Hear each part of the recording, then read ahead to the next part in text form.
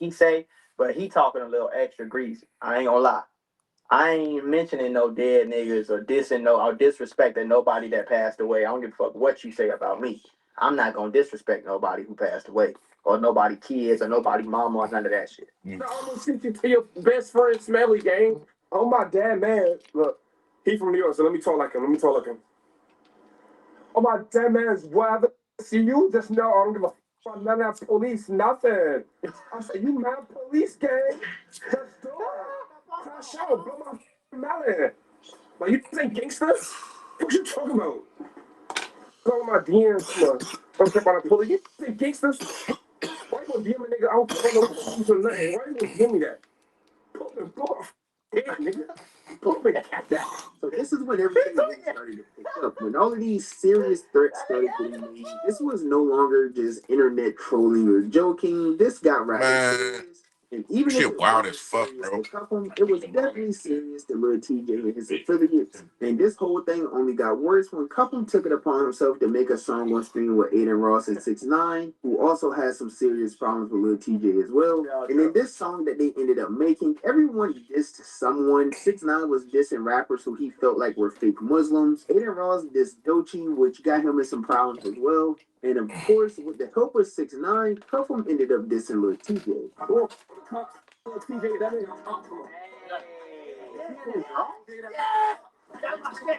Come on, bro. Put some hands. TJ, that nigga. Almost lost his life for chicken guap. Oh my god. Ain't get a chance to put a chips and guap. That Aiden comes in. Now, this was supposed to be like a more funny type of song where that was kind of some little petty disses. Nigga, what the fuck, nigga? The little TJ wasn't that was a little extra crazy. petty at all. It was actually rather serious, as Cupham was mocking TJ almost lost his life. My shit is dead, nigga. This type of shit, when you start going extra crazy and you start trolling like you in the streets with him, and then he see you and something happen, you can't run back to the internet and be like, I'm just a streamer. You can't do that. Now, I got to be a real guy. You know what I'm saying? You should have been talking shit. Now, no.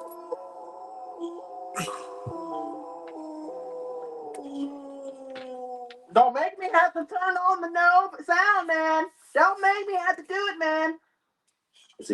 Now, for those of you who are unfamiliar with what Cupham was actually referring to with the whole chips and guac bar, basically it was a reference back to the summer of 2022. Lil TJ was involved in an attempted Man, shit chaotic out here, boy.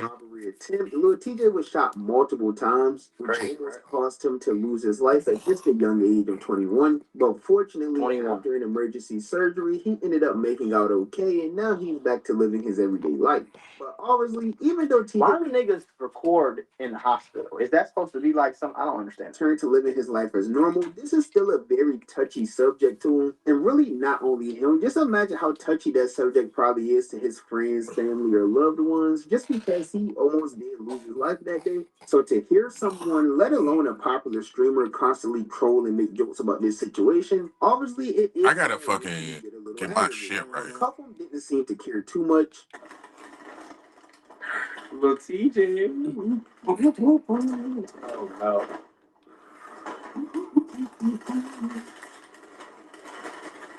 For me, this like evil type energy. Like I ain't got the energy to like go to Chipotle and order some chips and some guac because I don't got the energy to do that, bro. That's like negative energy. Like you know, there ain't gonna get nothing positive about it doing something like that. TJ, come on.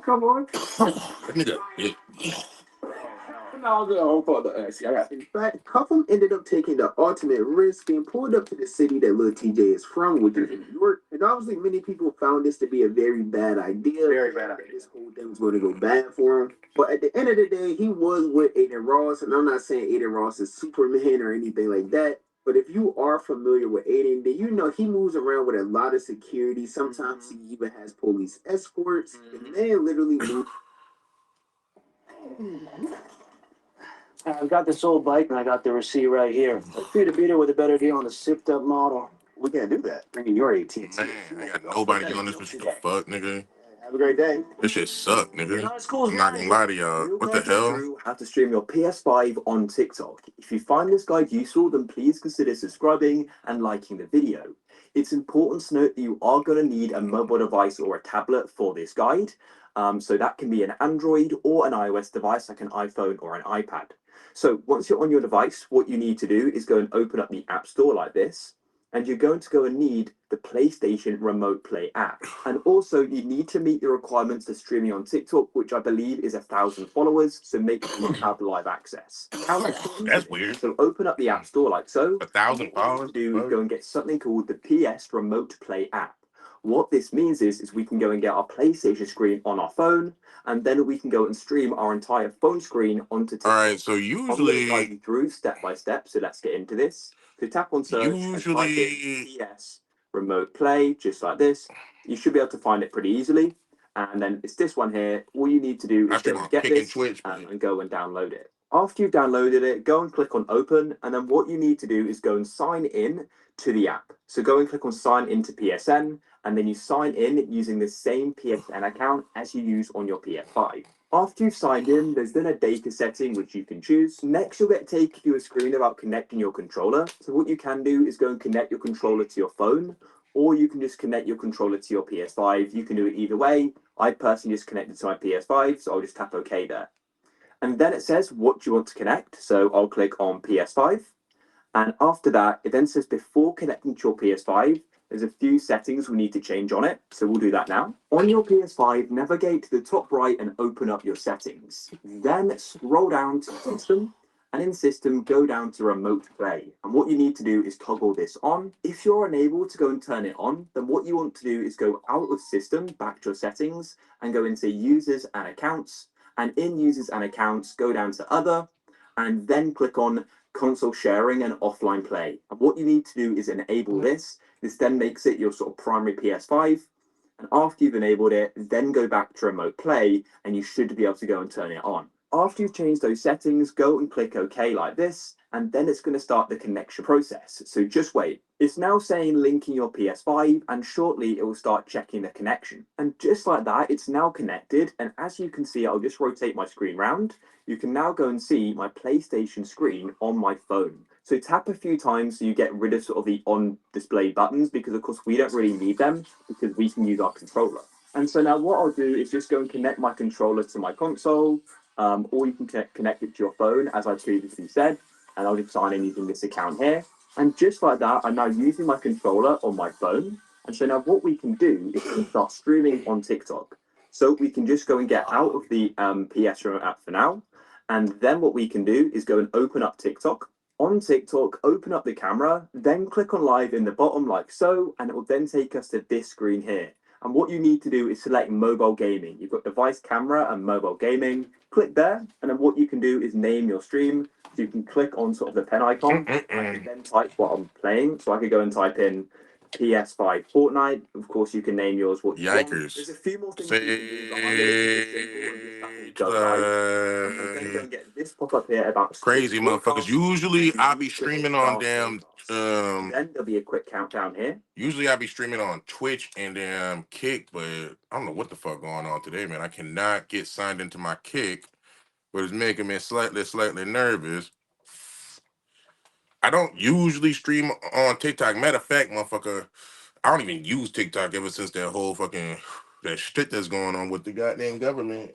And not only that, but I don't even know like there's no way for me to tell because if I'm even live on that bitch. My girl told me I have to make a new TikTok because I really have a strong belief that my other TikTok is shadowing. No bullshit to y'all. Because a lot of shit, like I'll be stuck on a lot of shit. Like I've been stuck with the same amount of followers for fucking forever.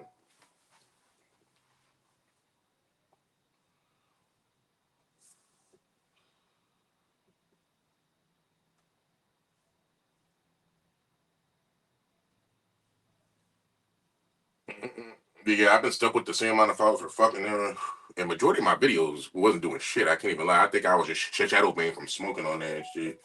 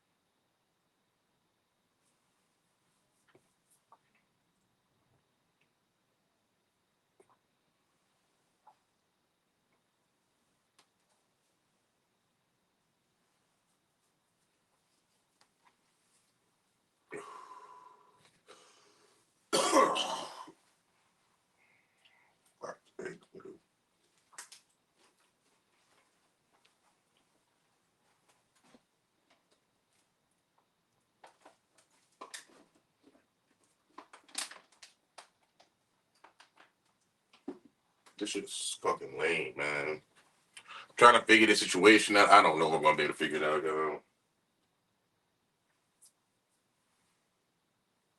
Whatever. Everything seems to be fucked off, disturbing, tedious ass process for some fucking reason. What the fuck?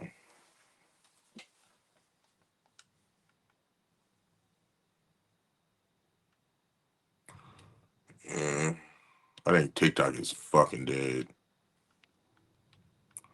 Y'all let me know. Do y'all think TikTok is dead, bro? I feel like TikTok is dead. TikTok dead. TikTok is dead.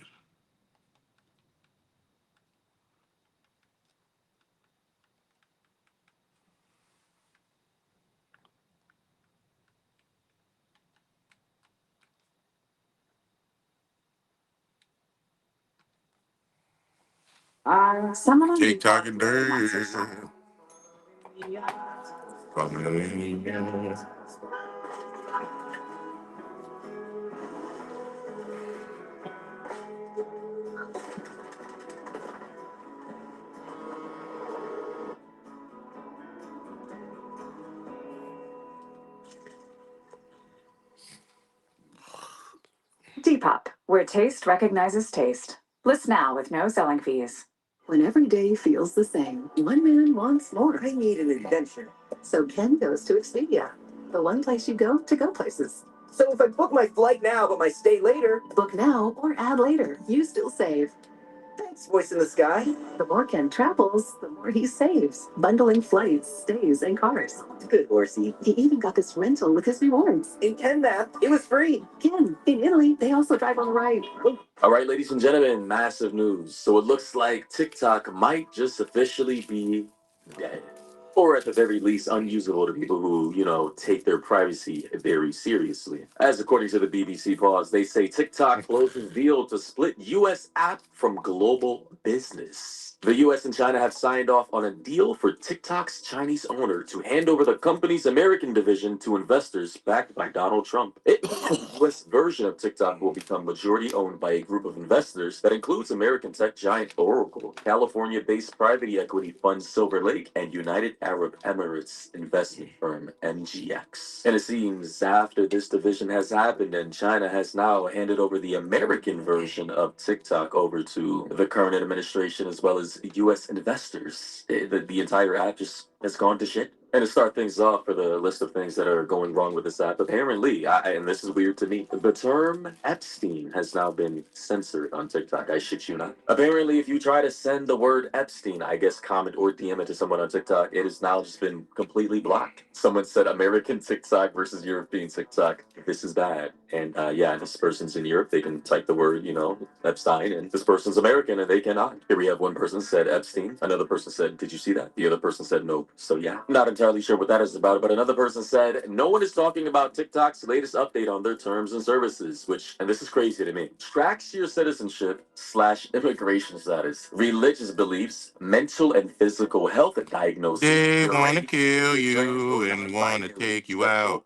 Big brother's fucking watching. Don't hang around. We in some fucked up times and they just want it to be out loud, Lord. They gonna come and get us. And we gonna be ready when it goes down. Why are we tracking any of this? And it gets even worse because users are now saying, chat, it might really be over for TikTok. It's fucking over for TikTok cause them people wanna go. Geotagging, Ain't that to get life that never wrong. Like, fucking did it do the big long time. I didn't even know that I was wrong.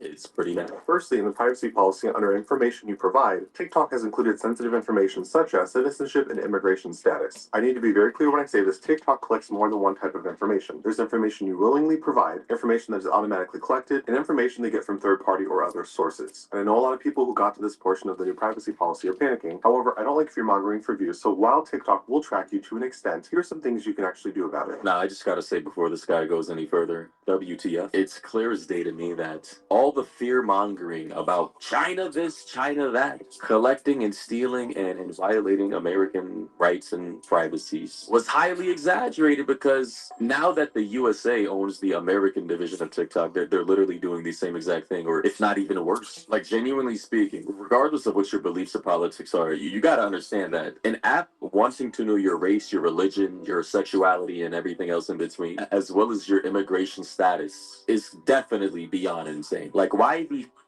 is any of that relevant when I'm literally just hopping on TikTok to burn time? I'm on here to doom scroll while I'm on the shitter waiting to wrap things up. Why does any of this even matter? Oh wait, it matters because these people want to know every little thing about your life. We don't have any privacy anymore. They want to control people. They want to advertise people, and it looks like they're going to be using TikTok now to actually get people's data to start using it for nefarious government operations. We are truly living in dark times. For in-app settings, go to Settings and Privacy, Security and Permissions. Center Privacy, you can turn off activity status, as well as suggesting your account through contacts, Facebook, or people who send links to you. Additionally, you have the power to stop syncing contacts as well as Facebook friends with TikTok. You can toggle these off too. Also, go back to Settings and Privacy, then click Ads. And when it comes to data that is collected from other sources, you can turn off targeted ads outside of TikTok, targeted ads, and you can also clear your off TikTok data. So yeah, ladies and gentlemen, I recommend everybody go ahead and do that now. I went ahead and did it myself just to make sure all those things were off because holy shit. And I'm assuming this is primarily for USA-based people because based off of what I can see, people located in Europe don't have the censorship, ironically, that we have. We're supposed to be the land of the free, freedom of speech and all this, and now we're being censored on TikTok. And ladies and gentlemen, it gets even worse because apparently now TikTok is going to be using your faces to train AI. And like other apps, a little bit farther up in this policy, TikTok does have a very broad license when it comes to your content, how they're going to take. Damn, dude, that's fucked up.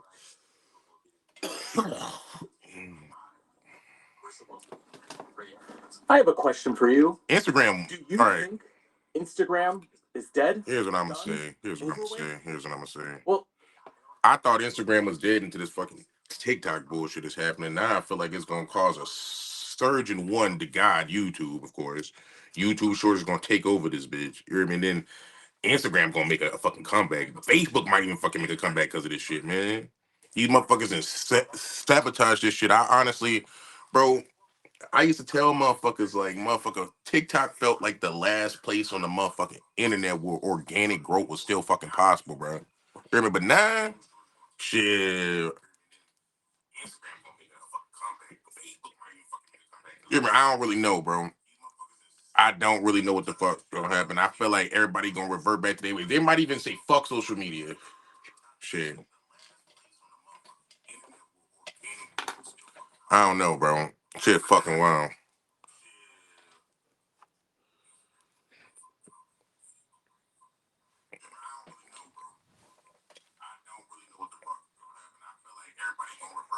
They might even say fuck social media.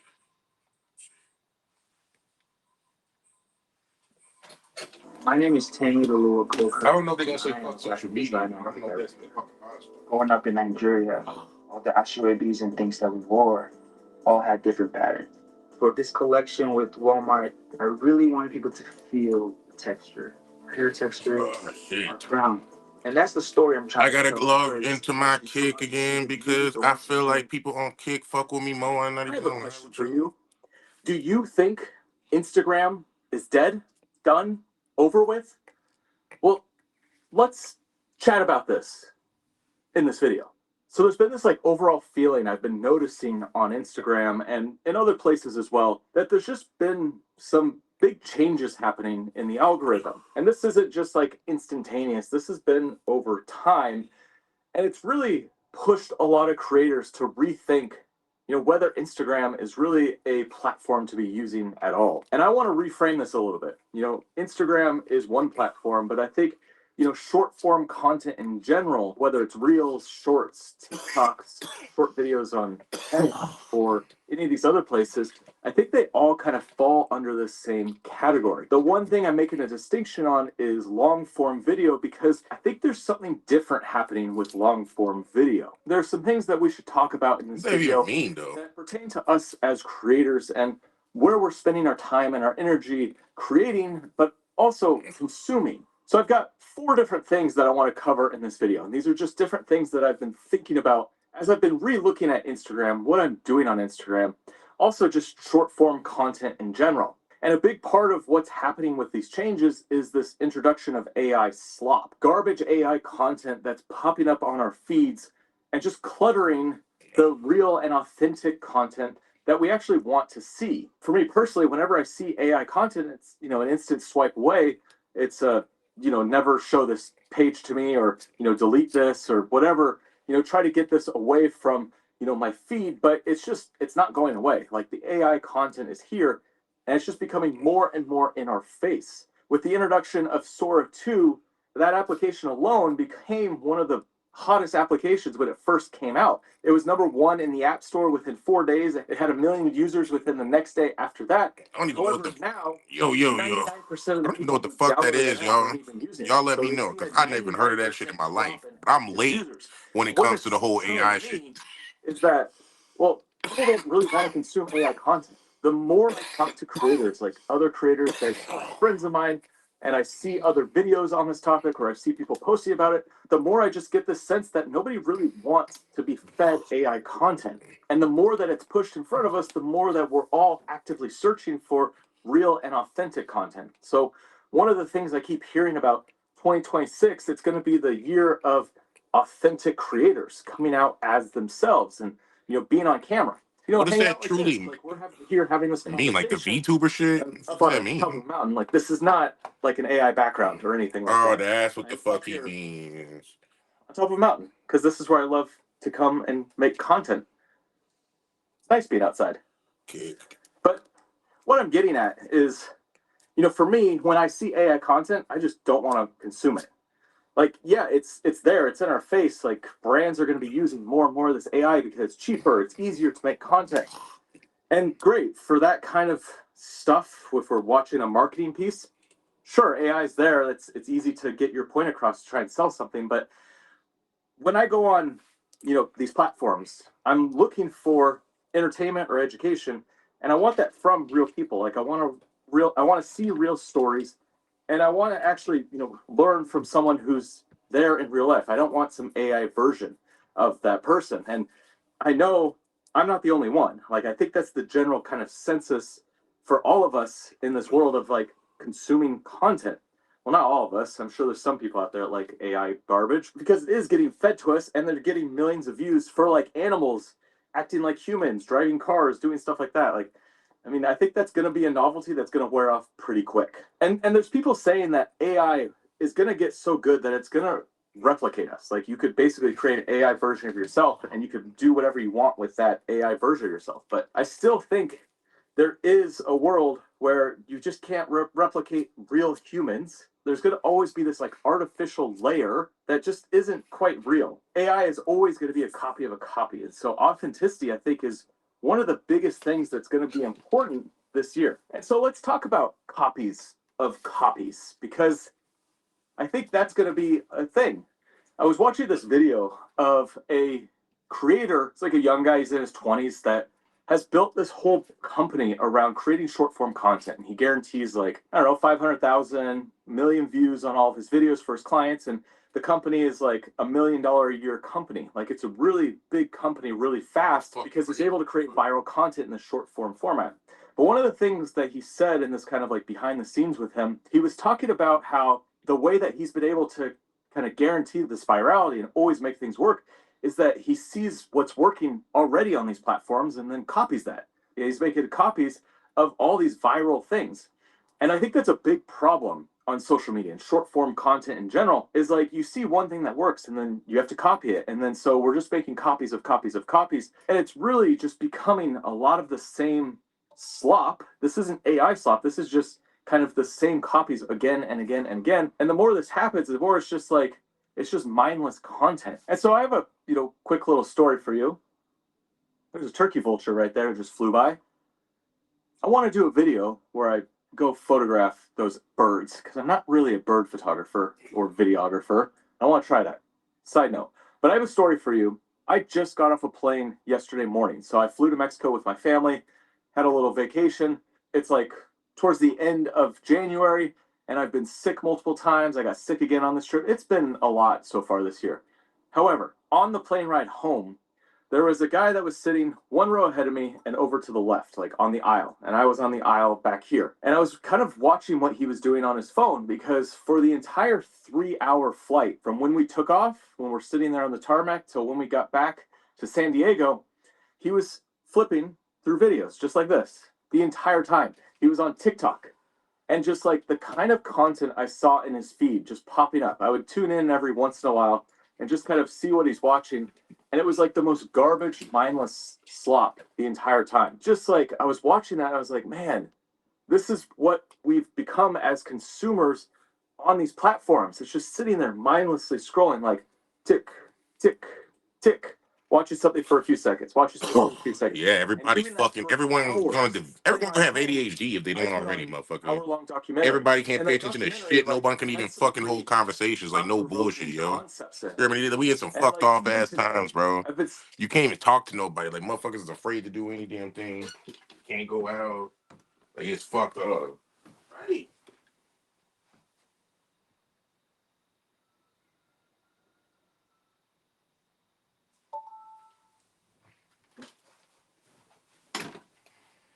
Oh shit, this crazy because, like I said, I usually only stream on Twitch and Kick, but I noticed that I got somebody on here watching from YouTube, so that's kind of interesting to me.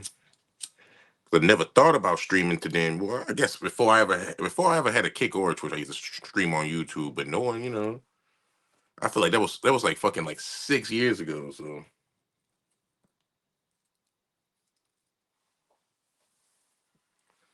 but how I feel about this shit is I don't know if it's because of fucking people saturating this bullshit with AI is the reason for the downfall of these platforms. I feel like Instagram has just been around for a long ass time, and it's kind of like so the algorithm on it doesn't really push your shit as far as like how I said TikTok, but TikTok's original algorithm, motherfucker, that shit. Like I said, that was like one of the best platforms for organic growth next to YouTube, of course, the goats.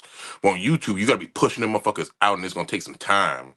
Like TikTok, I guess it's the same shit, but TikTok is more like motherfucker, you could really make a shit happen, or you could have before the fucking all the fucking updates and fucking all the bans in the US and shit like that. But and but yeah, the algorithm is cooked. I can't even lie, that shit is fucked right now. You hear me? Like, it's not the same. It is weird. And literally, I'm one of them people who sketched out about a lot of the shit that's going on right now. So I had to get rid of that shit for the time being.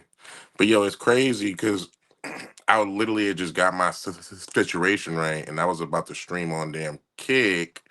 But now I see somebody in here on YouTube, so I'm like, damn, bro, I don't know what to do right now. If you on here from YouTube, drop something in the comment section real quick, man. Let me see something real quick. Let me see something. Although all my shit gets posted to my YouTube account anyway. Like I just upload the video to my YouTube instead of actually like streaming on YouTube for some fucking reason. I don't know why. I don't know. That's a weird one. But Kick, I know Kick fuck with me because like yesterday, man, I had a buku people on this bitch from Kick. I can't even lie to you. They were showing off on this bitch. Real talk, bro. They were showing their asses off on this bitch. Mm. But hell yeah, this motherfucker gonna get posted as a goddamn YouTube video, most likely. My YouTube people out there. still thinking about that documentary, and like I've still been thinking about some of the different ideas that were presented in it. And it's like that is the difference between watching like real content, and especially content that's coming from an individual or a person who really has an interesting viewpoint or is like authentic with what they're doing. Like it's something that you actually remember and you kind of sit on it. And I was hanging out with some people this morning. But We had some yo, the conversations person about that's on things that YouTube, were if you happening in the have world that I Twitch didn't. or Kick, tune in, motherfucker, or just wait for the YouTube video to drop. Either way, it's love and I appreciate you. That's the best way to say this shit. But yo, I'm switching this mud real quick. I'm switching this mud. Shit, I need to get to the point where I can do all of them at once.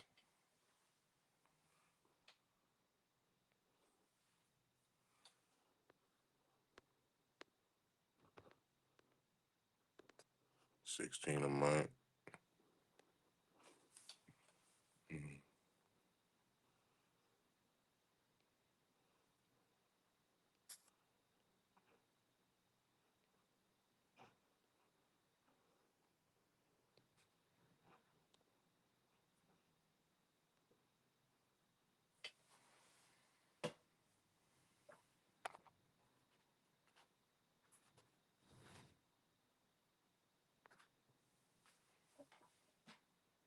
ideas from this documentary and these kind of stories that I watched yesterday were coming up in conversation. Like, that never happens when you're sitting there mindlessly scrolling TikTok and you're watching just garbage videos, video after video after video.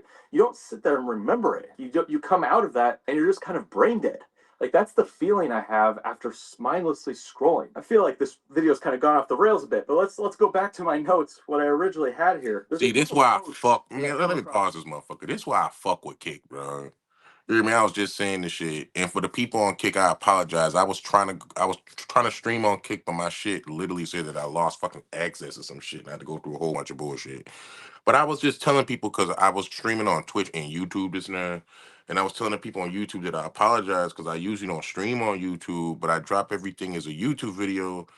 But man, I know on Kick, I was telling them how much I know people on Kick fuck with me, bro. And even though people they got shit to say about Kick, cause motherfuckers, and they fuck with Twitch. I love Twitch too, though. Don't get me wrong. Twitch, y'all the ones that I started streaming on, so I can't knock y'all. But at the same time, I feel like Kick is so much bad fucking slander for no fucking reason, dog.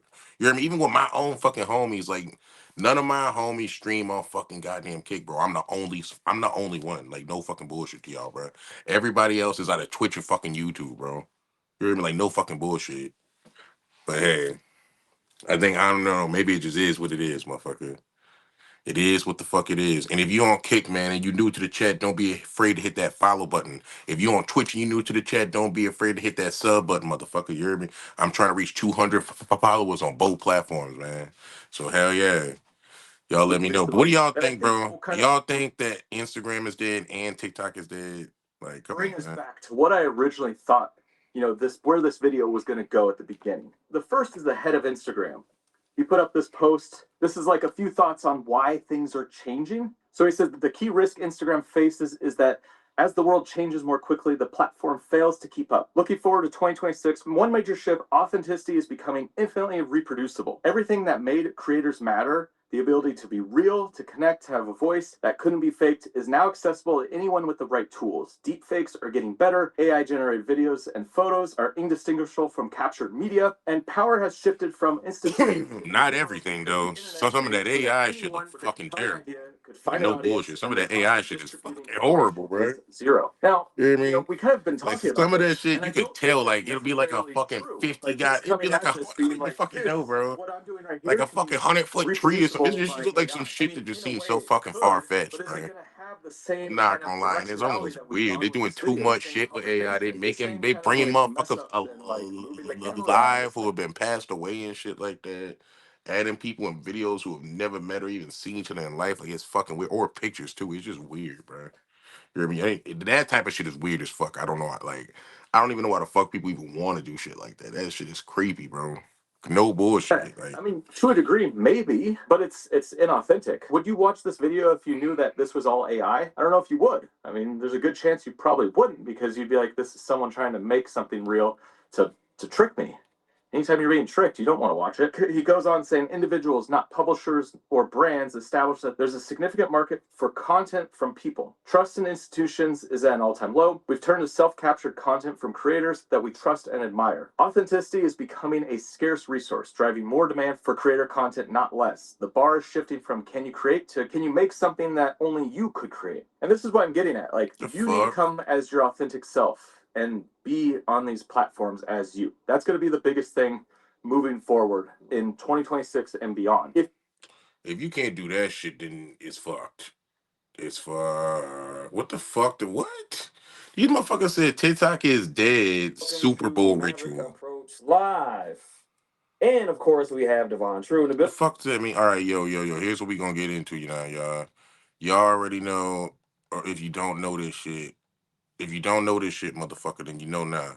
I'm you know now. All right, so pretty much this year, 2026, marks the year and the motherfucking 30th anniversary of fucking Pokemon, bro. No fucking bullshit to y'all. You feel me? So what I've seen on all social media fucking platforms is that motherfuckers think that we're gonna, especially on Threads. Goddamn, I don't have TikTok anymore, so I know they probably going crazy too. But man, so pretty much everybody thinks that we gonna get. Oh my god, see, it's the first goddamn thing that popped up when I searched it. Like, what the fuck? month away from the reveal. Hold on, I don't even want to go into that. So pretty much, bro, everyone is tweaking the fuck out. They think we're gonna get a Gen 10 announcement and a whole bunch of crazy shit. Like even one of even one of my homies, bro, like one of my older homies, he thinks that they're gonna announce the next generation and they're gonna bundle it up with the original Pokemon game, red, blue, and fucking goddamn possibly green, but red, blue, and yellow, maybe red, blue, and green, and make that shit a Nintendo Switch fucking bundle. And I'm thinking, what the fuck? I don't know why the fuck they would do that, but maybe they might. I don't fucking know. That just seems kind of odd if they do that. I don't really fucking know if they would do that. I feel like I don't know. I don't know. Nintendo is kind of like, you know what I'm saying? It's like up in the air. Like I feel like you can't really predict what the fuck these motherfuckers gonna do. And no matter what the fuck they do, there's gonna be some motherfuckers that hate the shit or fucking love the shit. No fucking bullshit to y'all. Just like really fucking every damn thing. I can't even lie to y'all. So yeah, man. So that's what everybody fucking thinks for the most part, or the Pokemon fandom, the Pokemon motherfucking community, whatever the fuck you want to call that shit. You remember? Anyway, back to the motherfucking entertainment and all right.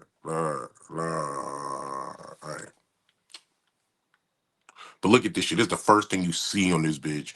New Pokemon Gen 10 starter rumors and leaks. So what the fuck, dog?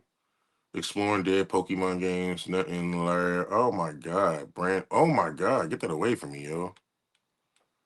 Its peak. What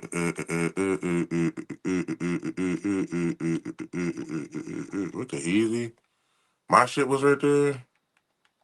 How's that? What? That can't be, bro. If that is the case, then I'm about to start streaming on fucking YouTube, bro. What the fuck, bro? My shit is right here, bro. That is bonkers. Bruh, am I about to start streaming on fucking YouTube, bro? Because what the fuck? All right, ladies and gentlemen, I was not expecting my shit to be right there, bro. I'm about to start doing the multi-streamer. Like, the fact that my shit is right there is actually shocking to me. What the fuck? So that's how you hit the fucking algorithm, motherfucker? You got to stream? Cars. Good Dorsey. You even got this rental with his performance. In 10 map, it was free. They also drive on right. All right, ladies and gentlemen, massive news. So it looks like TikTok might just officially be dead, or at the very least, unusable.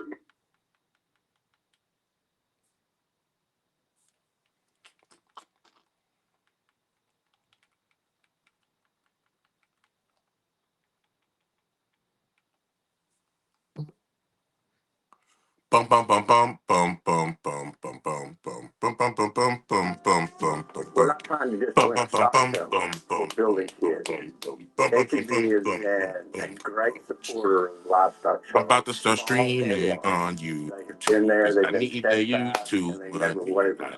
The stock YouTube, show what the is a heck is family. gone? You help other kids, you And help YouTube, you everybody. never You knew help you families. got They that go help strong. them work out. They YouTube is go help them awesome, learn to but find, and what that's the what this fuck? is about. I need That to whole get my warmth in the community. motherfucking money up. There's Playing nothing. it gon' Pokemon Day get what the fuck. 2026 is just over a month away. For you guys who No, don't know, nothing. Pokemon Day takes place on February 27th every single year. That's the day that Pokemon Red and Green released in Japan, so it obviously makes sense. And every year on Pokemon Day, they like to give us a special Pokemon Presents where they kind of announce what the next year of Pokemon releases is going to look like. They usually show us new games, new TCG stuff, and then also all the other kind of spin-off content like the anime, Pokemon Go, spin-off games, collabs. I'm sure you guys understand. So in this video, we're going to break down exactly what we can expect them to reveal this year on Pokemon Day. And because this year, 2026, is Pokemon's 30th anniversary, they're hyping this one up to be a big one. On the official Japanese Twitter account for Pokemon, they even said in their own words that they have a feeling I that have a this one's feeling this going is to be gonna the be the best one yet. best Even one. based Oh on that, my I think we can fuck, expect some motherfucker! huge stuff from them this year. So I'm going to break down They realistically finna what go we can stupid, expect them to motherfucker. reveal on They Pokemon Day finna this year. announce So like like I 3 just said, games. it's I going to swear be to kind God. of a They realistic finna go predictions stupid. video. But once we get closer They to finna Pokemon throw Day, Pokemon cards in the motherfucking crowd, motherfucker, out here. kind of more unrealistic stuff that I personally would want to see them reveal. So if you guys are interested, make sure you guys keep an eye out for that video. But real quick, I just want to say that my new goal is to reach 30 30,000 subscribers on the channel, and I know it's probably going to be a long way till we get there, but either way, if you guys don't mind helping me out, I extremely appreciate all you guys. But anyways, let's get into it. I'm going to kind of break it down in the same order that they would in the actual Pokemon Presents, so I think right off the bat, they're going to get into everyone's absolute favorite game. I actually feel like this game is the main reason that people even watch the Pokemon Presents. You guys already know I'm talking about Pokemon Cafe Remix. And then next up, we're going to get another huge fan favorite game, obviously Pokemon Sleep. We're going to see which new Pokemon. Who's going to bed with me? And then we'll see a new set for TCG Pocket, which will probably be a 30th anniversary set. And I would imagine all the cards in that set are going to have kind of the 30th anniversary stamp on them. And then I think they're going to announce whatever that Pokemon Celebration Collection trademark that they filed is going to be for. So I wonder if that's going to be for a game like I was hoping, or if it is going to be for a new TCG set. Like I keep saying though, either way, I feel like whatever it's for is going to be pretty hype. I've been saying for a game, maybe they'd split it up and give us a red Celebration Collection and a blue Celebration Collection, or it could just all be on one cartridge. I feel like people would probably prefer that option. And then if it's for a TCG set, then I feel like we're going to get to see some SIR and illustration rare cards of some of the OG, base set and Wizards of the Coast cards. Like, for example, stuff like this Concept Charizard, I think would be insane. Same with this Umbreon, and also this Shining Gyarados looks sick. Let me know what other What OG the hell cards is you guys going want on? to see. Get a card like this. If we do actually end up getting some kind of, Celebration Collection 30th anniversary set like this, I feel like there's also a possibility that There's we get definitely the gonna be game as something like, well as the yeah, TCG set. You guys already know they make a pile of money if they can do option. And then if it's for a that's what TCG the set, big then I homie feel was like we're gonna get to talking see some about. SIR Celebration Collection and a blue. Man, I never knew that nothing happened, and I'm gonna get it, but they never understood. Yo, this looks lit as shit. Can I screenshot this? Nope, I can't screenshot this, bro. This is where y'all got like Celebration easy, Collection, easy, or it could baby, just all be on one cartridge. I feel like baby. people would probably prefer that option. And then if it's for a TCG set, then I feel like we're going to get to see some SIR and illustration rare cards of some of the OG, base set This and is Wizards of lit, the Coast bro. This cards. Like, this is for probably. I example, wonder if stuff he like this watched this fucking Concept video. Charizard, I think would be insane. Same with this Because Umbreon, and also this honestly, Shining if Gyarados they looks do sick. that Let me know shit, what other bro, OG that's cards you guys would want to motherfucker. see. What that Get a would make card like this. motherfuckers. If we That's do the actually only end up thing that'll getting make some kind motherfuckers of, stop using Celebration emulators. Like Collection what? 30th anniversary set like this, I feel like there's also a possibility that we Motherfucker, get that's the the reason game as motherfuckers well as use the emulators. TCG Like, come set. You on. guys already know they'd make a pile of The money first if three they do games, either one. So bro. why not do Hell both? yeah. And I feel like also that way you kind of please both sides of the equation. Some people are just into the cards, while some other people are only into the games, and then you got the people who do both. So I feel like it would make a lot of sense. I'm definitely leaning more towards it being for a game though, because for no reason, and especially because they use the in-game sprites. To me, that definitely feels more like a game teaser. And on top of the fact that on the 25th anniversary, we got a set called Celebrations, and all the TCG sets kind of have their own unique names to them. Like, they're all pretty set apart from each other. And I've made that point before, but I think even from that Man, I don't give a perspective, the game fuck. definitely. I'm gonna just say this. I don't. People hate on ZA so much, but ZA looks fucking great, bro. I'm not gonna, especially when you see it on Switch too. Like that shit looks fucking great. I don't have a Switch too, but I have seen it on Switch too. Even on the Switch, it doesn't look bad. Like honestly, Seems I more don't know, likely. I man. also want to point out that Motherfuckers on the just want to 20th hate this shit so anniversary, they fucking gave much. us Like, Pokemon man, Red, what the Blue, fuck? Yellow, Why y'all Gold, gotta be Silver, and bandwagoning this Crystal on the motherfucker? Come on. 3DS. So it Everybody seems come and like watch. they Why like to can't give y'all us the think for your classic fucking games more on the selves? decade Test something anniversary, if out if that you makes like it, sense. play So it. let me know what you Don't guys think either way. go I also off think somewhere narratives in this and all presents this other we'll probably weird get ass some kind shit. of Like, what a the fuck? Pokemon movie announcement. They gave us one back on the 20th anniversary. Fuck So that movie, bro. This movie is fucking weird as shit, bro. I can't even lie to y'all. This movie is. Don't watch this fucking movie, bro. It's pretty much just like the first three episodes of. No, it's like the first episode of Pokemon told fucking weird as shit, bro. Like, I'm not gonna lie. And Pikachu, oh my god, don't watch this shit, bro. I think it would Don't make sense watch on the this shit. 30th as well. Like, literally, I'm not gonna lie to y'all, I know bro. some people would Do get hyped not up watch about that that for shit. sure. And then I might be a little too optimistic for this, but I feel like if they actually are going to give us a second DLC for Pokemon Legends EA, then obviously Pokemon Day would be the absolute best time for them to announce it. And the only reason I really want to see a second DLC in the first place is honestly just so we get that Mega Flygon, because I've said this 1,000 times already, but I really don't know how we haven't gotten a Mega Flygon That thing yet. looks Like, that's got to fucking be the most sick. requested Mega Evolution out of every single Pokemon. So you'd think it'd be kind of a no-brainer, you know what I'm saying? But who knows, guys? Maybe they've got it planned for a later game, which brings me into the What the final fuck announcement of the even Pokemon is Presents. that I thing? I think don't the even know last his name, announcement, but I see it. especially I if the think I leaks see are it in a right, lot is of going to be shit. Pokemon Generation 10, because, Bro, I like I don't said, think we've had that's a real. rumor for a long Why time does that Pokemon everybody Gen just 10 was hell going bent to be on the announced whole on wins and Pokemon Day waves this shit, year, bro? and that they were Like, come on, why does everybody think that the next gen is gonna be called wins and going waves? to I know release it that in we late got leaks and shit. That's just 2026, and I crazy, do think bro. it'd be pretty real. Like, come on, man. Southeast Asia. See, that's crazy because I heard that this shit was supposed to be based on like the Mediterranean. Is that Southeast? I don't think that's Southeast Asia. I don't know. Open world main themes. Man, I do not know. It's the Switch 2 exclusive. Oh my god. I gotta get a Switch 2. I don't give a fuck what they gonna do. I gotta get a Switch 2. No, but that's not the only reason. I played fucking Kirby Air Ride the other day. Or Kirby Air Riders on fucking Switch 2 the other day. And I remember playing Kirby Air Riders on fucking GameCube, but playing it on Switch 2, that shit was so crisp and fast as shit. It was beautiful, bro. It was fucking beautiful. Like no bullshit. Like god damn. Is also a big milestone, so I feel like those two kind of go hand in hand. Like it would definitely be the perfect year for them to give it to us. But also, like I was saying about the leaks, the source of them was the same one that got basically everything about Legends EA right.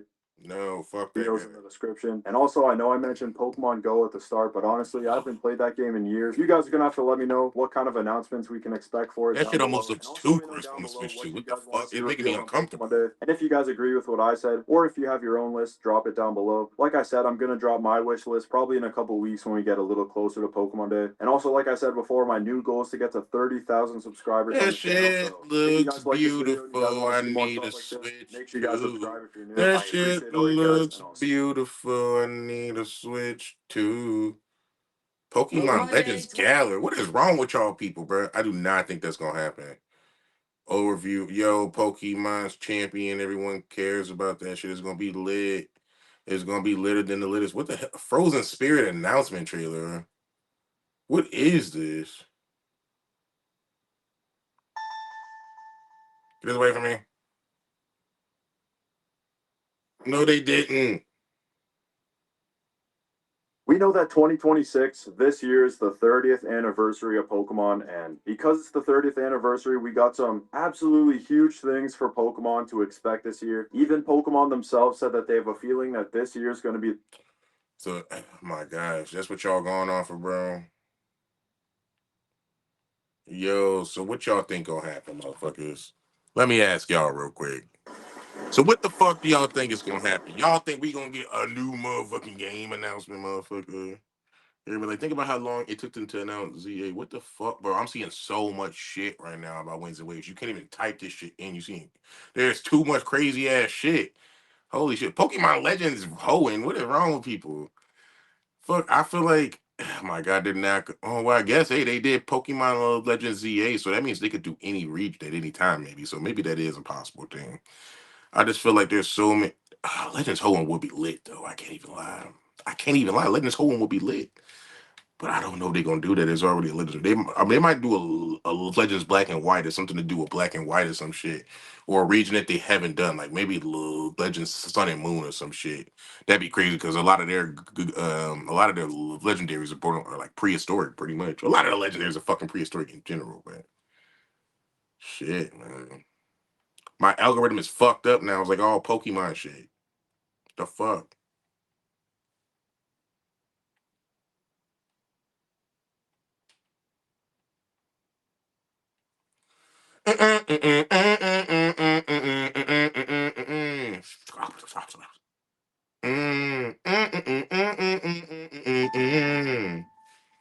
Released for North America in 2010. The Nintendo Switch 2. You can believe it. 6 whole months ago, Nintendo released this. The Nintendo Switch. Shout out to Beat 'em Ups, motherfucker. We gonna watch this video real quick. But yo, it's hard to even believe that Nintendo Switch 2 has been out for 6 months, motherfucker. I remember, like, honestly, no bullshit to you. I feel like it was just recently. All right, hold on. I'm gonna switch the camera back on me real quick, but I feel like it was just recently that I just made my video where I was talking about how like seeing Nintendo Switch 2 billboards literally shocked the literal hell out of me, bro. Like my whole life, no bullshit. My whole 30 years of living, and by that time period, I was 29 when I saw that. My whole time living, I've never, ever, ever, ever, ever, ever, ever, ever, ever, ever, ever seen a motherfucking video game billboard. I swear to God to y'all. Not a video game billboard, but a video game console billboard. Like, what the fuck, bro? That shit tripped me the fuck up. And it was on an electronic billboard. Like, what the fuck? And I saw that bitch on like 3 highways, bro. And that shit tripped me the fuck out, bro. Like, not even just that, but not didn't that same freaking year I saw an anime movie billboard, which tripped me out. The Demon Slayer. I'm pretty sure the Demon Slayer movie, Infinity Castle. But man, that shit fucking. Even that was weird too. It's like, bro, we coming. You know what I'm saying? Even though anime is mainstream now, I will never get used to it, bro. Like, you know what I'm saying? We had to fight for this shit. I mean, it's just as far as like being able to watch anime, motherfuckers used to literally like we were considered the nerdiest of the nerdies, motherfucker. You know what I mean? Like, now this shit is so fucking different. Like, anime is just part of pop culture in a way, is the best way to say it. To the point where it's like, motherfuckers don't even like the super mainstream animes nowadays. People don't even consider you like taku or a real anime watching unless you name a couple of them. A couple of hidden gems and shit. Shit is weird. But yo, back in the day, motherfucker, we all used to unite like this, motherfucker. And there wasn't even that many of us. It was like an exclusive. It was exclusive. It was almost like even now, I would say that the sub categories of anime are now exclusive instead of people who like anime as a whole coming together like this. It's like which your favorite, some of your favorite animes could mix, could make some of your best friends is the best way to say it. You can end up meeting some of your best friends depending on what some of your favorite animes is, bro. No bullshit. But hell yeah, man, let's go ahead and check out this video. Beat 'em ups, motherfucker. Believe it, 6 whole months ago, Nintendo released this, the Nintendo Switch 2. I camped out, picked it up, took it home, unboxed it with you guys, and since then, I've already had a lot of memories with this console. It's exclusively been the place I've been playing games over the last several It's beautiful. other than recently. Man, I held one of those bad boys for the first time on damn Monday, and I want one, bro. I really One of my homies got one. Shout out to the homie Madbird12, motherfucker. That motherfucker is like, bro, the screen on that bitch is huge, bro. At least to me, like, honestly, that motherfucker is like this. It's like having a fucking Steam Deck, but not as big. And a Steam Deck, that motherfucker is a monster. You could literally knock somebody the fuck out with a Steam Deck, bro. No fucking bullshit. I'm gonna be brutally honest today because it hasn't all been peachy cream, dreamy, gravy, groovy. I've had a couple complaints actually, and in general, it's not been as exciting of a launch year as I thought it would be leading up to the console's release. So let's dive in to my first 6 months with the Switch 2 and if I can still recommend one now going into holiday season. So to begin with, I got to get the obvious part out the way first. How is it holding up? Is there any hardware issues, defects, Joy-Con drift? And I'm happy to say it's completely fine. If I play handheld, I'm playing with my Satisfy grip in, which holds the Joy-Cons in place. So I don't take my Joy-Cons in and out all that much. And even when I dock it, I use the Pro controller. So even then, I'm not really removing and inserting these things all that much to wear them down. I will say, because I feel obligated, using the Satisfy grip when I'm playing in handheld mode is still a dream come true and makes those long play sessions a lot more comfortable and a lot more tolerable. I'm certainly docking it way more than I used to with Switch 1, just because the Switch 2 dock is doing so much more this time around, giving you that 4K, for example. It really does feel like it helps push the games a little bit further if I want to play something up on my TV, but this is still a handheld console for me primarily. I'm here at Best Buy to find the Vitcha XR glasses. They have a display here. We're gonna go check it out. That's not why I'm here. I've been talking about Vitcha's XR glasses for a while, but it's really hard to show you guys what it's actually like to experience them. But now, these XR glasses are at 200 Best Buy stores across the US, which is huge. It's a huge milestone for Vitcha, but it's also huge because you can now go out and see for yourself how cool these things are. You can also just plug these directly into your Steam Deck or any other handheld. You can also That's buy lit. if you want to connect it to that and stream Netflix wirelessly What the while you're on hell? the train or the bus or in the Best Buy with a 1200p ultra sharp, ultra vivid display utilizing micro OLED technology. 500, that makes sense, motherfucker. We in the future. With your Switch You know what I 2, mean? you'll be It's funny as fuck. That's what I thought the smart glasses was gonna be when I got them from Walmart, but they definitely not like this. This is what I need. giving your Switch 2 an OLED screen to see your games with. The glasses have an electrochromic film so you can dim them and make them darker if you want. And to celebrate Cyberpunk's 5th anniversary, Vitcha and Damn, those are lit. cool collab. Those are, bro, my, bro, what the, yo.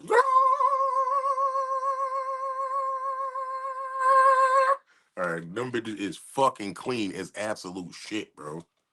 What the Cigarette's fuck? own art team, these Holy cyberpunk shit. picture glasses. They're Fuck, Luma man. Pros, but decked out to really Fuck. feel like you're actually in a brain dance. So if you're ready to experience your new Switch 2 on a 152-inch ultra vivid screen, and you want to try a pair of these out before you buy, head to one of these 200 Best Buy locations and check them out. I also have a full video review of these things on my channel. Click the link in the description and use my code BEATEMUPS to get Bro, 10% no one is gonna, off, bro, except if the those Luma site. take off Bitches TVs are gonna go bye-bye, bro. this video I feel like we in Back to the Future. What the fuck?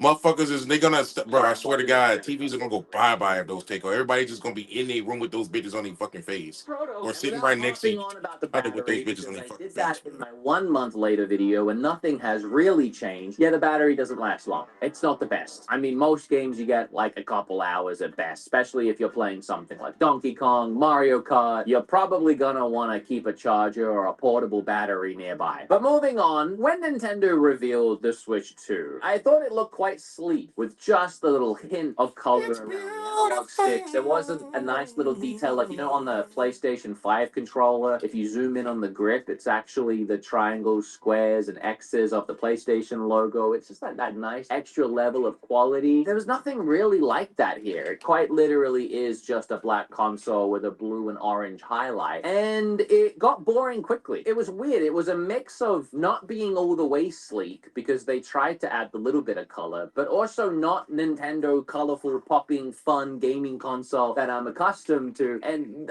not enough color. They kind of towed the line between the two and didn't really do either, and it's a little boring. I very much look forward to a special edition of some kind, some gold Zelda one, or maybe a Metroid one down the line, just something to add some pizzazz into the console, because it doesn't inherently feel like a Nintendo console, because it's just lacking a lot of personality. You know, I talked about this in my best accessories video, which you can watch here or links down below. Why I had my buttons switched out and I added a texture to the Joy-Cons, it just really needed something. And if you want to get these buttons, I'll leave links down below. Not a sponsor. I just think they're awesome. Another thing that added to like the coolness wearing off pretty quickly. The UI, it's just the same. I have to imagine that was on purpose to make it feel like the same console, and they succeeded because it feels the same. It kind of just feels like 6 months ago I got a big injection of power and I just pumped it into my Switch. And I think another like part of that too is to talk about this whole ass button that the Joy-Con came with, and also this camera. Out of everything, that's probably the biggest letdown in this whole thing for me. When the Switch 2 came out, I was ranting and raving about game chat because in that first month I loved it. I was really into it. But as the weeks went on, just stopped using that feature altogether. And it's definitely a mix of a couple things. To begin with, when the Switch 2 came out, all my friends had it, so we were always on our Switch and there was always somebody to call and there was always someone calling you. But as the weeks went on, as the months went on and people put their Switch 2s down, you stop getting those game chat calls when you're playing. And then you break the habit and then it stops. So the game chat feature for me in my life, it disappeared completely. You know, people don't call me and I don't call them.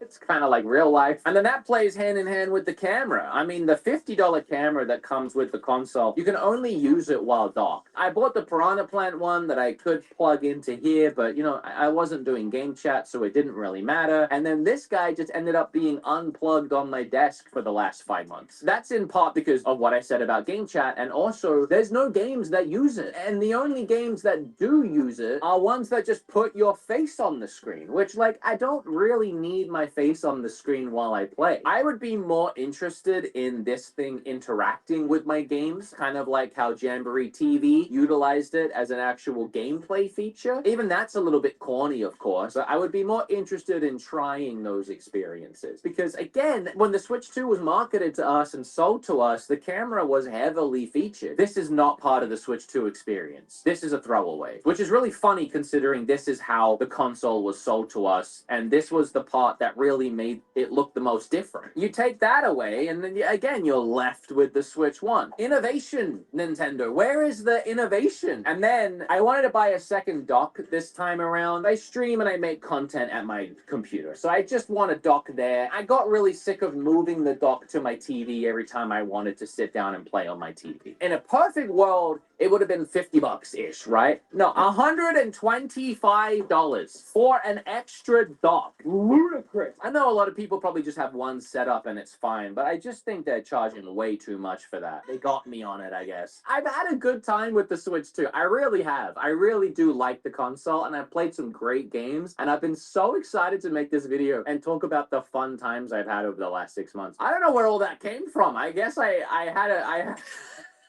was storing that up and I didn't even realize. Okay, let's talk about the games. I will say I think I've done a pretty decent job at talking about every single release in one way or another. So there's videos scattered around my channel, but I want to go over a lot of these games that I picked up and what it was like playing them. I wanted to start with Mario Kart. Yeah, I know I'm quiet as hell right now. I'm actually like paying attention to this Video, bullshit. I was still very much playing that game. That shit looks great, the game bro. came out and it was very polished, very And quality. I'm a Mario Kart fan. I played the fuck out of Mario Kart. I played Mario Kart 8 so fucking much. No one wants to even fucking play with it, bro.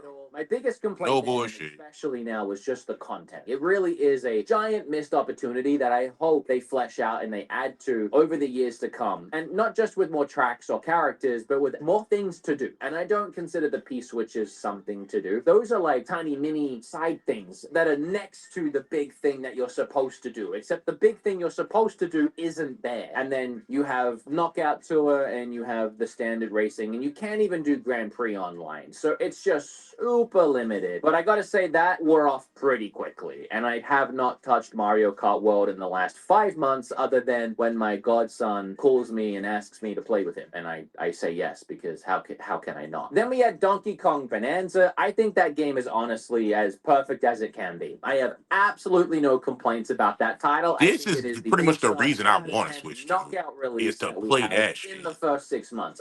Donkey Kong Bonanza, and the next Pokemon game most likely is gonna be a Nintendo Switch 2 exclusive. This is the reason, bro.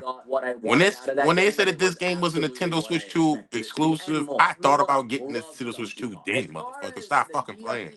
You see that shit? That looks, and I love the 3D Super Mario games, bro. And you got the 4K upgrade Switch 2 edition of it all and some extra content. I don't think either of those were worth paying the extra money for. I mean, especially like when you think about them as $80 games now. I also don't love that like some games are getting 4K enhancements for free, and then others are like, this one's $20 because you're getting the 4K and DLC. I don't know. I think the whole thing is a little confusing and a little messy. But the games don't stop there, because oh boy, we also got Pokémon ZA. You know, going into this year in this lineup, I was really impressed by Nintendo. Mario Kart, Donkey Kong, Pokemon, a new Zelda, Kirby Air Riders, and Metroid. Big Was that Echoes franchises. of Wisdom? What was it? Was that Tears of the Kingdom?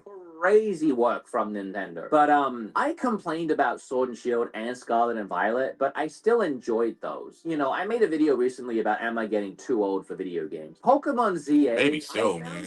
some enjoyment in it, but it was definitely the most underwhelming Pokemon game I've played in a That's very crazy. ZA long is so time, fucking especially fun. when it's technically a Legends game. I know it's very different to Arceus in its execution, but Arceus saved the Pokemon franchise. It did. Arceus was fucking amazing. Rejuvenated me as a Pokemon fan, and specifically of the game. So to have this Legends game come out and be just so underwhelming and not exciting and so downscaled. Those fucking boss fights take for the fucking team ever. is It's like Final tiny Fantasy or with some shit. nothing to do and flat textures. That's and true. There's really boring nothing to do in that bitch. environments I and get this lost. fancy ranking system that the game doesn't even commit to. You complete.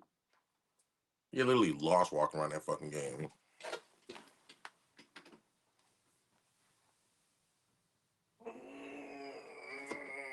No bullshit. I couldn't find the damn hotel for so fucking long in that shit. We skipped 90% of the alphabet at some point. At that point, I was so uninvested in the story because it just skipped the part that was interesting that it's just so unremarkable, really. But I didn't have to dwell on that for too long, because just a few weeks after that, Age of Imprisonment came out. You know, I made a whole video about my disappointments with it. And it's funny because a lot of the comments I got on that video were, oh, so people hated Age of Calamity's story and that it wasn't canon. And now when they do it so it's canon and it's the actual story, people hate that. I'll let you know. I'll tell you right now. I'll look you in your little faces right now. I never said I didn't like Age of Calamity. You go back, watch my review. I was completely smitten fun with what they did. And I actually had no idea that that was an element that people didn't like. You know, it was a great idea, I thought, a way of merging the first Hyrule Warriors, which was just here's all the characters and there's no story and it doesn't make sense, into, well, we're going to have a story this time, but also we're going to give you a lot of characters. This time it was just, we're going to tell the actual story and there were no characters there. So we're going to make some up and we're going to introduce some NPCs and hope you like the couple of characters that you saw in the flashbacks, because that's all you're getting. And then it told the story that we already knew. And I know a lot of people enjoyed it and liked the canonness of it. It got great reviews and I had comments on my video and I have friends that liked it. I think I just went into it looking for something that it wasn't, and maybe I need to give it time and go back and expect it I think he's expecting too much to see if I like it still. From a Dynasty. This is like a Dynasty Warriors clone. Not liking something Zelda is always a little bit disappointing. So I went from Pokemon to Zelda to Kirby. And I haven't talked about Kirby Air Riders outside of my holiday buy-in. I played it on Monday. Unfortunately, it was kind of 3 in a row because Kirby, even more than Pokemon and even more than Zelda, I just didn't get it. I have ADHD, but when I play Kirby, it feels like it's built for people with no attention spans. It feels like it's built for people that scroll through TikTok, watch the soap cutting videos and the surfway subbers. I still almost came in first place too. And it's so chaotic, and it's I never chaotic know what's happening. And I just tried. You're so old, hard bro. How old is to this get it, motherfucker? And there are moments where I do something like a racing game on crack, and I'm like, that was awesome, but I have no idea how I did it. The city trial mode, which I was by far expecting to be my favorite mode, is my least favorite. I like the concept of like a 5-minute trial mode, and then you use your upgrades to go into a mini game, but the mini games are so short, and there's usually only one winner, and it's usually not me. And even when it is, it feels like I did a lot for a little. The racing I like more than I thought I would. For a game where you don't control going, the racing is fucking amazing. Control over the game. If you lose, it's your fault, which is a gameplay style. Yeah, like that, really bro. The racing is fucking fantastic. The fuck? That's what I played when I played it on Monday with my homie Madbird. The racing on that is so fast. It's like Mario Kart on crack, bro. Second or third place. Kirby off that shit, motherfucker. Stop playing. Kirby is off that shit, bro. They're getting a speed. No bullshit. Stop playing with Kirby. He's definitely off that shit, bro. Not much you can do. Whereas Kirby is a lot more choose your own adventure. Anything can happen. So I appreciate the game and what it offers, but I don't get a lot of fun out of it. And then even like the top-down mode, it's like, why does that even exist? It's slow, it's monotonous. And then the solo mode. Yo, I don't know how to feel about that. Little bite-sized snippets of the game as you go through a roguelike style adventure, and I don't mind that. But it's definitely not something that hooked me. And as I record this, I haven't played Metroid yet outside of some demos. I know when this video goes out on the 6th, the game is already out, and I would be having played it on Twitch. And I'm really hoping that this isn't a 4th strikeout, because I do have some concerns over this game. Like fucking Star Wars. For it. And the clips I've seen of Samus in Metroid shooting her blaster against enemies, it all feels very Metroid Prime 1, turning into the Morph Ball and solving puzzles. But there's little hints of, is this going to be a disaster? I said this as soon as I saw the trailer that had the desert. I was live when that happened, and immediately I said, this looks rough. No, nice animations, no. I remember that. He was like, what is this? Like, it just doesn't look nice, and the environments look really bland, and none of this is isolating. None of this is like the Metroid. Okay, but here's what I'm gonna say though. What do you expect an alien planet to truly look like though? All the fucking footage that we've got of alien planets just look like that. Honestly, endless fucking sand, the land masses, the deserts and shit like that. Like, what the fuck? That's just my take on it. I'm not gonna lie. Previews and Logan Plant from IGN saying that it's super handholdy and tutorialized with an NPC character like Navi that tells you what to do constantly and doesn't stop yapping. And I'm trying to tune all that out, and I'm gonna love Metroid, because as I sit here, the last 3 big releases that came out on Switch from Nintendo, to put it nicely, I'm mixed on them. I don't want to sound too negative, because like my whole channel is and my whole channel is loving this thing, and I really I feel like he actually might be outgrowing games. Because, bro, I actually had fun. I had more fun with Z8 and Scarlet and Violet. Scarlet and Violet is lit at first, but I can't replay it. Like, all the games are great. I tried to, literally. good reviews. But at the same time, for Nintendo, are they? Kirby, Pokemon ZA, and Hyrule Warriors all back to back got a 78 on Metacritic. They all got 78, which is in green and it's considered good. I mean, it's very much almost an 8 out of 10, but it's not, is it? Nintendo, I'm used to getting 8s, 9s, and 10s. When you start dipping down into 7, you start getting experiences like Yo, Pokemon but ZA. And bro, saying what you that, gotta I also still keep wish I in could see. mind is, all right, here's another thing I'm gonna take on this shit too. Here's my own personal take on this shit. Look at what Pokemon Legends Arceus was, bro. Pokemon Legends Arceus was okay, yeah, it saved the motherfucking series, but it was used as like a tatter game. Blah, blah, blah, blah, blah, blah. It was used as like a fucking. It was used as a tester game, motherfucker, to launch the catalyst or whatever the fuck for the goddamn Pokemon Scarlet and Violet. So pretty much Legends Arceus or Legends Arceus, whatever the fuck, was pretty much a tester game for them to test out having a semi-open world game that's completely open world or seems completely fucking open world. Is the best way to say it. Like, like you hear me? Like it's fucking different. That's exactly how I feel about ZA. Yeah, ZA feels kind of like, you trapped in one city, but they got a lot of shit right. The story is pretty cool. The battle, what I'm saying? The battle system UI is fucking lit. Fast paced as shit. Yeah, the game is hold your handy or whatever the fucking beginning is annoying as fuck. That's what annoyed the homie Madbird, but I don't know. It's fun as shit. The music is peaceful. I honestly feel like that's kind of that's what the whole thing is about. Like this is just like a tester game, and we gonna get most likely the announcement for the new game here coming up soon, or the real game, the gen game. You know what I'm saying? This is like how I always think about it is before it used to just be the new generation and then remakes, motherfucker. We didn't get like experimental games. Pokemon ZA is one of the experimental games, motherfucker. That's how you gotta look at it. You can't really like take this shit to fucking heart. That's how I'm thinking about it. Like, don't take that shit to fucking heart, bro. So, Here and be like, I loved them for what they were, because most people obviously like them. Otherwise, they wouldn't be, a 7 or an 8. They'd be a 2 or a 3. So I'm going against the grain, I feel like, which doesn't behoove me beyond just wanting to be honest with you guys. I'll say that Star Wars Outlaws, again, it's like a 7 out of 10. I don't want to get into a whole like philosophical thing here, but you have like Kirby at a 7 out of 10, and then you have Outlaws at a 7 out of 10. The gaming industry as a whole is like, yeah, Outlaws sucks. Like every gamer knows Outlaws is boring, but it is a 7 out of 10. Then Kirby gets a 7 out of 10. If you say it sucks, everyone's like, that's my boy. That's Kirby. That game is awesome. Anyway, what I liked about Outlaws was Kirby just is seeing lit, what the though. Switch 2 could do. Playing I don't know what the fuck is Song wrong was with me. awesome. No Man's Sky, getting that big Nintendo Switch 2 update and diving back into my save file and trying out the new DLC. Hades 2, I absolutely smashed that game for 2 weeks straight. I was addicted to it, and I honestly would have kept playing if it wasn't just for the amount of releases I was trying to keep up with, and I'm definitely not done with the game. I played a lot of That game is cool. Life. Holy shit, that game The looks 4K lit. update. Sonic Crossworld Racing. This is a conversation I can have about, again, a disappointing element of the Switch 2. I've had this game physically now for a couple of months, and when I put it into my Switch 2, it runs the Switch 1 version in lower resolution and lower frame rates. And the reason Wait, that what? Sega gave for that is that they just didn't have access to a Switch 2 dev unit to be able to develop the Switch 2 version in time, so it's to be released later once they can develop it. That's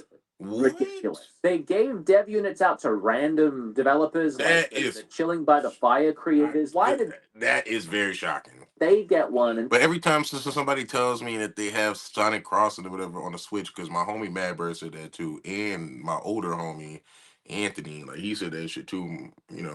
So I don't even know. Like I just felt I was like a game like that on the Switch. I don't even know. It's so fast paced and just it looks so great. I just didn't want to not think the about it. creators of I Sonic love the Switch. Racing Crossworlds. Having to wait for this reason it sucks. Although having said that, I played Chronos: The New Dawn, and I've ranted about this game a lot because I really adored it. It gave me Resident Evil 4 and Dead Space vibes, and again, it was something that really felt like it was pushing the Switch 2 hardware. Power Wash Simulator 2 has also been a joy to play. It's one of my favorite cozy, relaxing games. I played a lot of Story of Seasons, and again, full resolution and full frame rates. Played a lot of Bull X Pit, which will definitely be in my next eShop video. Oh, I didn't talk about Cyberpunk, actually. They did such a great job with that port. I do think it still is the best looking game on Switch 2, and I think it's going to be hard to beat it. Copying it. From there, you know, I have a selection Because of when Switch man, I didn't made so many videos about this. My first time I played Cyberpunk was on PS4, and that shit fucking ran so fucking bad and lagged so hard. I literally blacked out and woke up in GameStop with a copy of Ghost of Tsushima. Like no fucking bullshit, bro. Physically, because No they fucking automatically bullshit. upgrade for free, like Final Fantasy Tactics. I went ahead and ordered some Japan exclusive physicals for certain games just so I can have them in the collection. I feel obligated to always remind you guys why I'm still buying the game key cards, and it's because I'm an idiot. No, it's What? because I'm gonna buy the games one way or another, and they're the same price digitally or physically. So I may as well buy them physical and put them up behind me, so I have them on my shelf. That's just how it's what I want. People are boycotting them, and people are not buying them in such large numbers that are reflecting in the sales of these physicals and reflecting in the sales of the games. Nintendo knows that people don't want this, and enough people are making that big effort and not buying them because I don't want them. If it's going to change, it's going to change. And little old me being a reviewer and trying to buy these to collect them and display them and play them, I'm not going to make it the impact that is already happening. I mean, Nintendo put out surveys asking people what they thought. I'm sure they got the responses they were looking for. At the end of my 1 month later video, I talked about whether or not I had buyer's remorse, and still no. I mean, if I was a general consumer, would I have buyer's remorse? He still don't have it. Yes, actually. I'm copying that bitch. Personally, I would have We will remorse have the Nintendo Switch 2 for Kirby. by I don't Christmas, think this motherfucker. provides Fuck. $70 of an experience. If I just bought this hoping that I would enjoy it, not really knowing what I was getting into, I probably would have buyer's remorse for this game. Might even have buyer's remorse for Pokemon ZA, to be honest. And again, $70 is a lot for a game that's not offering a lot. I mean, the camera is massive buyer's remorse. If I look to my right-hand side here, $50 for that, I massively would regret that for sure. The last thing I want to talk about is longevity from here, the Switch 2's future. I'm very hopeful. I've seen a lot of glimpses here of some really cool stuff. I mean, the actual good games aside, Donkey Kong, Mario Kart, Cyberpunk, whatever, seeing the capabilities in a game like Outlaws visually, seeing 4K 60 frames from games like Hades 2, I'm really excited to see as we move forward how developers, both Nintendo and third party, are going to utilize the hardware, push it to its limits, and give us some really cool experiences. And for as many big franchises as we've had, we still haven't had a mainline Zelda, we still haven't had a mainline Mario. To see what those games are going to look like, how those games are going to shape the image and the future, I'm so incredibly excited. I've had That's what I'm thinking. It's so early to even tell. It's only 6 months into this shit. I feel like the Switch 2 is gonna be what motherfuckers is playing for the next 10 years, bro. Come on, man. Think about how long the Switch was out. The Switch was out for what, like 7, 8 fucking years? My grand total look at like, the goddamn, they just getting started. I think Nintendo just tried to do a lot this Think year. about the Think about the PS5, a lot of bro. these games in the first 6 months. PS5 been out for like what, 3 years? That got a Switch 2 release, or somewhere in development became a Switch 2 game. I mean, Donkey I didn't Kong get one until it was like 2 or 3 years in. Shit. Obviously. So we're still in that shift over period where maybe we were getting some runoff Switch 1 games that just became Switch 2 games. And I think See, that's what I'm saying. It's so early. It's like, you know, it's so early to count these motherfuckers out. Caveat a little bit. My son was born a month before this console came out, which definitely altered my brain chemistry and my level of tired and how I was feeling about everything over the last 6 months. And even yeah, so he could have just been like having, you know, he's tired and angry. Dad mode. And then you know what I'm saying? So I spent a month of the last few months in Texas, caring for and helping my friend Billy through everything he was going through. And that massively affected me. And in general, just, you know, affected me in more ways than I think I'm ready to even accept let alone talk about. It was a challenging 6 months to experience this console and try and enjoy this console and everything it was offering. So when I look back and I think about maybe some of these games and me not getting them and me not enjoying them as much as I would otherwise, I do wonder if all of that plays a part, and maybe I wasn't in the best mindset at certain times, or if I wasn't really prepared to fully dive into something because I was tired. You might have had this console for the last 6 months, or maybe you just picked it up. I'd love to know what your thoughts are on the first 6 months of the Switch, or even what your thoughts are of it right now. To summarize real quickly, is the Switch 2 awesome? Yes. Is it worth buying? Yes. Is every game worth getting? Probably not. I've definitely been laughed at, mocked. People are like, that's a scam. Generally, ranters are one of the more skeptical groups. You start actually questioning yourself, is this really legitimate? I was cautiously pessimistic about it at first. But then you start reading and you start educating yourself with trusted sources. With crypto, you can have instantaneous transactions. You can transact 24 hours a day. It gives me so much more autonomy over my own finances. Less fees, more transparency. It's sustainable, it is equitable, and it's fast. You can interact directly on the blockchain, exchange items of value much more easily. It offers you access 24 hours a day. It's my money, I have access to it, and I can do whatever I want with it. Whether that's invest, pay somebody, or just use it as retirement. And this technology really can be used for good.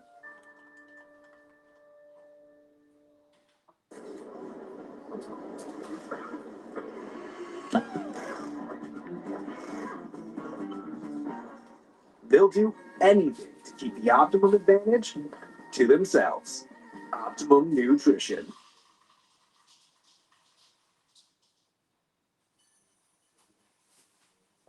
I don't think any objective person could really logically argue that the Sega Genesis won the console wars. But what I will say, it did not lose. And in the end, did it really matter? It's like, this is like one country fighting the other, and then from space comes Sony PlayStation. Oh, yeah. So just blows them both apart. Army, amazing point. Sony PlayStation.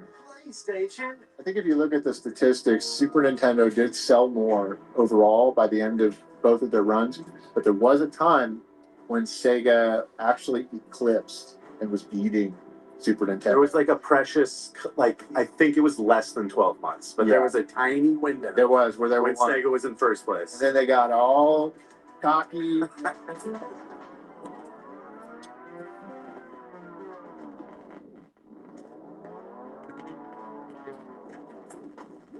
But first, a word about this video's sponsor, Encore. Back in the early 2000s, Dad loved surprising me with video games he found on eBay. Well, tell me how rare this is. Today, there are so many ways to collect retro games, and I know for sure that Dad would be using the Encore app. Some of you may have already heard about Encore, the new retro games and consoles marketplace that takes the best features of eBay and TikTok and provides an awesome shopping experience. On Encore, real collectors tell you about the games they're selling, and some even show you gameplay in their videos. I've been using Encore for a while now, and I love how they keep adding new features to the app, like sections for recent buy now grails or top sales this week. What I love about this app is its transparency. Because of the video format, I can see exactly what I'm bidding on. Really get a good close look at the condition of the item. And I'm not worried about any fraudulent sellers. Encore takes trust and safety seriously. All sellers are ID verified. The Encore guarantee protects you when your item comes not as described. So, use my link to download Encore on the iOS and Android app stores to start shopping today. They also have tons of giveaways happening every week, in case you like winning free stuff. Thank you, Encore, for sponsoring this video. What's up, guys? It's your buddy Tyler coming at you with a brand new video here on my Retro Life podcast. And with me today, we got Brian. And Johnny, we're actually diving into a console war discussion. But not only just a console war discussion, maybe the most, infamous, talking about the Super Nintendo, Sega Genesis console war, which all three of us here lived so, you know, that was like, I think maybe the core era of our memories with childhood gaming. Definitely. Hell Was no, no. the Super Nintendo, Sega Genesis console war. I want to start with. See, that wasn't my memory. I'm a little older than you, motherfucker. Yeah, I said a little older. I mean, them motherfuckers a little older than me. My memory, was kind of like, I guess N64 versus PlayStation, honestly. Shit. I'm in that generation. And then PS2 versus GameCube and Xbox shit. And then Xbox 360, PS3, and Wii. And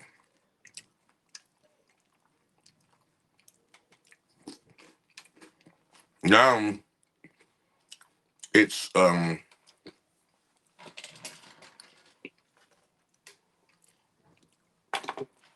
it's the Switch. And the Switch to PS5 and the really the PS5, the Switch 2 and Xbox One. But the PS5 and Xbox Series whatever for Xbox Series S went out for a minute. I guess the Switches was out when the PS4 and Xbox One. What the fuck? So Nintendo really took this sweet ass time to come on the Switch 2, bro. And people were shocked because usually Nintendo is not only the cheapest option, but they also the most innovative. So it's kind of weird for them to even do like a sequel to a system that's really, I guess a Super Nintendo.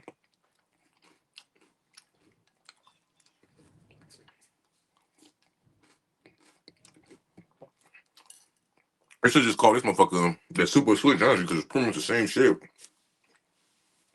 Man, hell yeah, bro. Eating fucking Reese's Puff. I gave my son some cereal. It made me want some, but. So how y'all feel, bro? Do y'all feel like we gonna get a giant announcement on the 30th anniversary?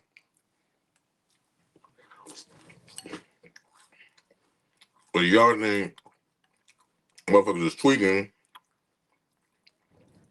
Mm-hmm. They did say themselves it is gonna be the best, Pokemon Direct ever or so far, but I thought they gonna have to announce 2 or 3 games for that shit and throw out motherfucking Pokeball, make it rain Pokemon cards, motherfucker. Like, come on.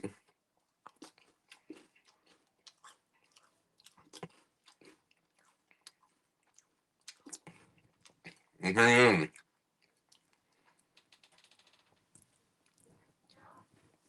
You already know the fuck we rocking, man. I'm gonna put my kids up at like 2 something. I'm gonna be back on stream later on. But you know what I'm saying? This is Sesh with Sage, my other stream. I used to just be playing fucking games. I appreciate everybody who tuned into this bitch, bro. I had to fucking work this morning and shit. And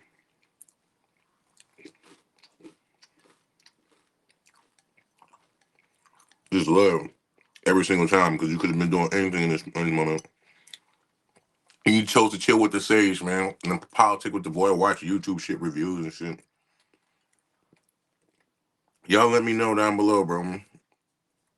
You anticipating this fucking Pokemon 30th anniversary and it's supposed to be at the fucking Super Bowl. That's how you know it's probably gonna be a giant announcement because it's a fucking Super Bowl. Or what?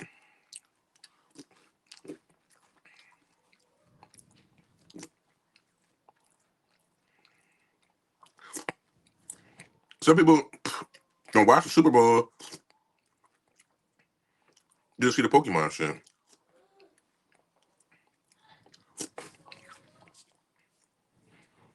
Watch.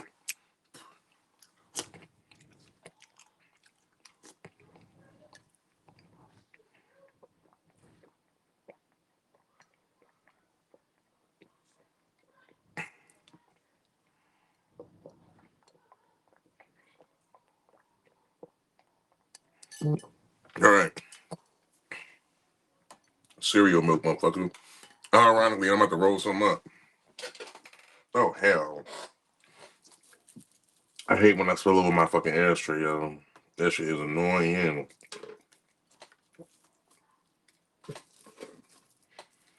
That should be having me drove.